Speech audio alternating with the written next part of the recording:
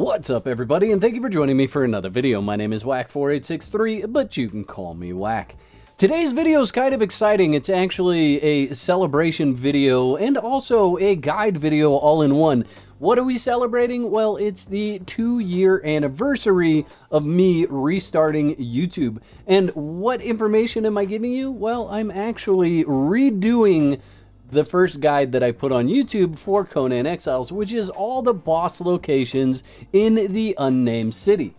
As you could probably guess, coming out of retirement and coming back on YouTube is like starting all over again. So as I progressed through my guide making, I feel like I make a lot better guides, and that guide was not all that great. I actually missed showing a map location during that guide. So I decided that it would be a cool way to celebrate my 2-year anniversary by just uploading this video again.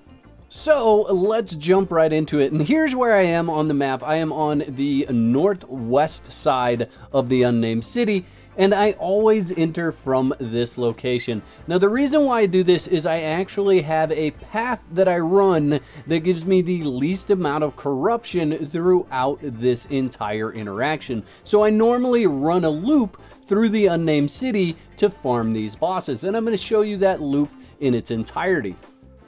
Here we are coming up to the first boss that we're going to fight, and I am in God mode, I am cloaked, but I am going to kill all these bosses. So this guy's got 14,867 points. He is a skeleton, so things that are skeleton are going to be affected mainly by Sunder and Cripple. Bleed and Poison are not going to do anything. You can use the spectral coating if you want, and here's where I am in the Unnamed City.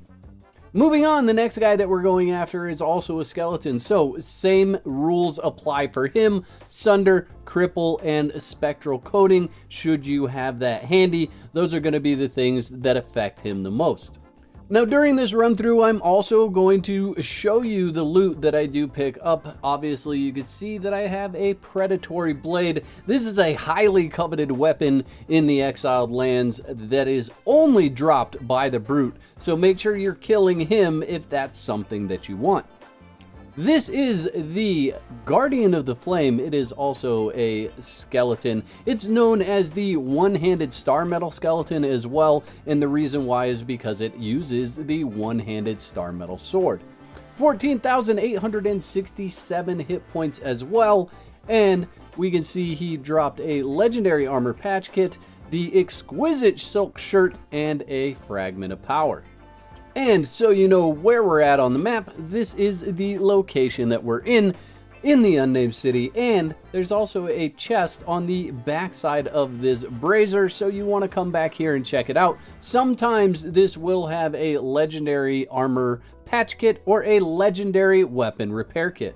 Now, just to make this clear so that you guys know which bosses I'm actually showing in this is only the bosses that actually have a chance of dropping a legendary weapon in their inventory. So if they only drop a skeleton key, I am bypassing those bosses. And those would be the snake, the scorpion, and 2 of the dragons that are in the Unnamed City. Now you could run across this bridge if you don't want to jump down, but I just jump down right here and get to the lower section. The guy that we're looking for is the commander. He uses a 2-handed star metal sword. He is also known as the 2-handed star metal skeleton, and he's surrounded by a whole bunch of skeletons. You're going to want to make sure you clear those guys out first. He has 14,867 hit points. And let's see if he gives us anything exciting. Oh, look at that. We have a maelstrom hammer, a fragment of power, and a legendary armor patch kit. And this is a location that we're at on the map in the Unnamed City. You can see it's right down here. The next area that we're going to go to is the aviary. Now this is the first location where you're actually going to start gaining corruption, so keep that in mind. Up until this point, we've been able to stay away from corruption entirely. Now you do want to run up here and grab this chest as well. You can see we get a legendary weapon repair kit out of it and some other items. We'll go ahead and clean that out, even though I'm on my own server and I don't have to worry about anyone coming behind me and finding the chest not working. Moving on to the aviary, it's right up here. There are some other hidden items in here, but I am just doing this guide for the boss locations. If you want a guide to all the chests and all the fragments of power, let me know in the comment section below, and if this video hits, say, 300 likes, I'll make a video showing you those locations. This bat's name is Winged Death, and you can see it has 15,359 hit points. Now, we didn't get anything more than a fragment of power and a legendary armor patch kit from him, and this is the location on the map. Now, the Winged Death is the only enemy that's going to drop the Riptide, so that's probably the reason why you would come and farm this particular spot, is for the Riptide. The Riptide is a javelin that allows you to breathe underwater. It does not have a timer, giving you the ability to stay underwater for as long as you'd like, because as long as you have the Riptide equipped, you will never need to surface for a breath. Now that we have a rather long run to the next enemy, I'm going to list the legendary drops that you can get in the Unnamed City. So from any of the skeletons, that's the human form skeletons, their pool of drops include the Black Tusk Shield, the Commander's Helmet, the Commander's Chestplate, the Exquisite Silk Shirt, the Exquisite Silk Leggings, the Legacy of the Nordheimer's Helmet, the Night Stalker's Mask, which actually gives you night vision, the Scorpion Helm, the Scorpion Harness, the War Dancer's Chest Piece, the War Mammoth Boots, the Corrupted Axe, the Drunkard's Blade, the Gassed Axe, the Gassed Sword, the Heated Argument, the Lying Bastard, the Maelstrom, the Quake, the Rage Hammer, the Sword of Crom, the Festering One, and the White Blade. From the Winged Death Bat, you can get the Verminhide Pants, the Verminhide Boots, the Riptide, the Black Feather Helm, and the Quivering Arrows. Now, I probably should have mentioned while I was at the bat, but I'm going to mention it now. It does bleed and poison, so when you're going up against the bat, you can switch to something that applies bleed and poison. Now, this boss is the Gravewalker. It has 17,377 health points, and its location in the Unnamed City is right here on the map. Now, the Gravewalker is like any other skeleton, humanoid skeletons, so Sunder, Cripple, and Spectral Coating are going to be your main focuses for damage against that enemy. So we've got another little run, so I'm going to finish up telling you about the potential loot pool for the Unnamed City. So going all the way back to the first enemy that we fought, his name is the Brute, and his potential loot pool is the Predatory Blade, which we got in this video, the Gauntlets of the Brute, the Helm of the Brute, and the Shank. Now, the last bit of loot to talk about is the loot that drops from the Red Mother. Now, that's where I head next. However, it does give you corruption in that area, so you could decide whether you want to go to this boss next or whether you want to go to the Watcher next. I always seem to go in this way. I go do her first, and then I go do the Watcher next. And that's what I'm going to do in this video, but you could choose to do it in the opposite way. The Red Mother has 18,717 total hit points, and let's see if we get anything from her loot. Let's see, where is it? There it is, and we got a Lifeblood Spear, and you can see a fragment of power as well as an armor patch kit. Let me show you real quick where we're at on the map. We are right there in the Unnamed City.